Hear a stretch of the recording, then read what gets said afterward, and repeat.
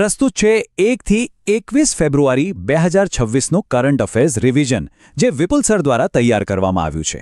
આપણે બધા જાણીએ છીએ કે સ્પર્ધાત્મક પરીક્ષાઓમાં કરંટ અફેર્સ કેટલું બધું મહત્વનું છે, બરાબર ને?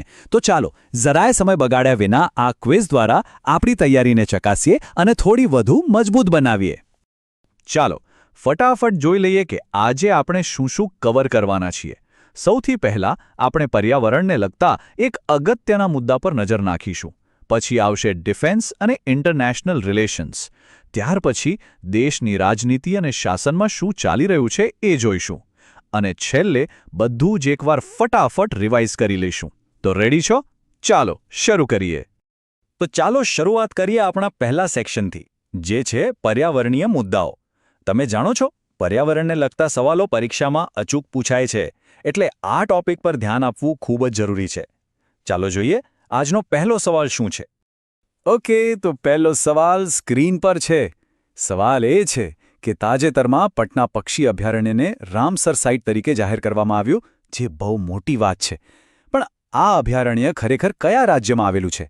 તમારા ઓપ્શન્સ છે: એ બિહાર, બી રાજસ્થાન, સી મધ્યપ્રદેશ કે પછી ડી ઉત્તર પ્રદેશ. વિચારો, શું લાગે છે? ઓકે, તો સાચો જવાબ છે વિકલ્પ ડી ઉત્તર પ્રદેશ. હવે જો અહીંયા જ મોટાભાગના લોકો ભૂલ કરે છે. નામ છે પટના એટલે તરત જ મગજમાં બિહાર આવે, ખરું ને? પણ ના, આ જ તો ટ્રીક છે. આ અભયારણ્ય ઉત્તર પ્રદેશના એટા જિલ્લામાં આવેલું છે. આ વાત ખાસ યાદ રાખજો, પરીક્ષામાં કન્ફ્યુઝ કરવા માટે આવો સવાલ પૂછાઈ શકે છે. ચાલો હવે આગળ વધીએ આપણા બીજા સેક્શન તરફ. આ સેક્શન છે રક્ષણ અને આંતરરાષ્ટ્રીય સંબંધો વિશે. જોઈએ આમાં કેવા સવાલો છે. ચાલો બીજો સવાલ જોઈએ. ઓપરેશન હેરોફ આ નામ હમણાં બહુ ચર્ચામાં હતું. તમારે જણાવવાનું છે કે આ ઓપરેશનનો સંબંધ કયા દેશ સાથે છે. ઓપ્શન્સ છે: એ ઈરાન, બી અફઘાનિસ્તાન, સી બાંગ્લાદેશ કે પછી ડી પાકિસ્તાન. અને આનો સાચો જવાબ છે ડી પાકિસ્તાન. યાદ રાખજો, ઓપરેશન હેરોફ એ પાકિસ્તાનમાં આતંકવાદ વિરુદ્ધ ચાલતી એક મોટી કાર્યવાહી છે અને એના ફેઝ 2ની શરૂઆત થઈ હોવાથી તે ન્યૂઝમાં હતું. હવે વાત કરીએ આંતરરાષ્ટ્રીય સંબંધોની. ત્રીજો સવાલ છે કે હાલમાં ભારત અને વિદેશ મંત્રીઓની બીજી બેઠક ક્યાં યોજાઈ હતી? શું એ મુંબઈમાં હતી, બી બેંગલુરુમાં, સી નવી દિલ્હીમાં કે પછી ડી ગાંધીનગરમાં? બિલકુલ સાચું જવાબ છે સી નવી દિલ્હી. સ્વાભાવિક છે કે આવી મોટી અને મહત્વની રાજદ્વારી બેઠકો મોટે ભાગે દેશની રાજધાનીમાં જ યોજાય. આ બેઠકોમાં આપણા દ્વિપક્ષીય સંબંધો અને વૈશ્વિક મુદ્દાઓ પર ચર્ચા થાય છે.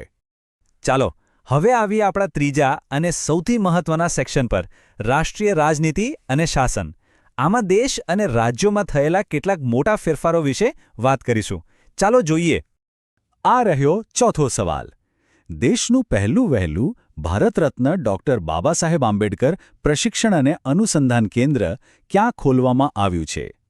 તમારા ઓપ્શન્સ છે: એ નાગપુર, બી પુણે, સી નવી મુંબઈ કે ડી ભોપાલ. અને આનો સાચો જવાબ છે સી નવી મુંબઈ. આ એક ખૂબ જ મહત્વપૂર્ણ પહેલ છે, કેમ કે આ સેન્ટર ડૉક્ટર આંબેડકરના કામ પર રિસર્ચ અને ટ્રેનિંગને પ્રોત્સાહન આપશે. આ દેશનું પ્રથમ આવું કેન્દ્ર છે, એટલે આ યાદ રાખવું જરૂરી છે. ઓકે, પાંચમો સવાલ. રાજ્યસભા સાંસદ સુમિત્રા પવાર તાજેતરમાં કયા રાજ્યના પ્રથમ મહિલા નાયબ મુખ્યમંત્રી બન્યા છે? ઓપ્શન્સ છે: એ મધ્યપ્રદેશ, બી રાજસ્થાન, સી મહારાષ્ટ્ર અને ડી તેલંગાણા. સાચો જવાબ છે સી મહારાષ્ટ્ર. આ ખરેખર એક ઐતિહાસિક ઘટના છે.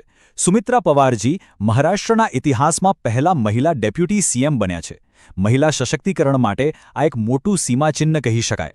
હવે એક રેકોર્ડ બ્રેકિંગ સવાલ. આપણા કેન્દ્રીય નાણામંત્રી નિર્મલા સીતારમણે સૌથી લાંબા કાર્યકાળનો કોનો રેકોર્ડ તોડ્યો છે? શું એ મનમોહન સિંહ હતા, બી સીડી દેશમુખ, સી પ્રણવ મુખર્જી કે પછી ડી મોરારજી દેસાઈ? અને સાચો જવાબ છે બી સીડી દેશમુખ. જી હા, નિર્મલા સીતારમણે સીડી દેશમુખનો વર્ષો જૂનો રેકોર્ડ તોડી નાખ્યો છે અને હવે તેઓ ભારતના સૌથી લાંબો સમય સેવા આપનાર નાણામંત્રી બની ગયા છે. આ ખરેખર એક મોટી ઉપલબ્ધિ છે. ચાલો આ સેક્શનનો છેલ્લો સવાલ જોઈએ. મુખ્યમંત્રી ગ્રામોત્થાન યોજના. આ યોજના કયા રાજ્યમાં શરૂ કરવામાં આવી છે? ઓપ્શન્સ છે એ ગુજરાત, બી હરિયાણા, સી પંજાબ કે ડી ગોવા. અને સાચું જવાબ છે આપણું એ ગુજરાત. આ યોજનાનો મુખ્ય ધ્યેય ગામડાઓમાં વિકાસને નવી ગતિ આપવાનો છે, જેથી ત્યાંની માળખાકીય સુવિધાઓ વધુ સારી બને. વાહ!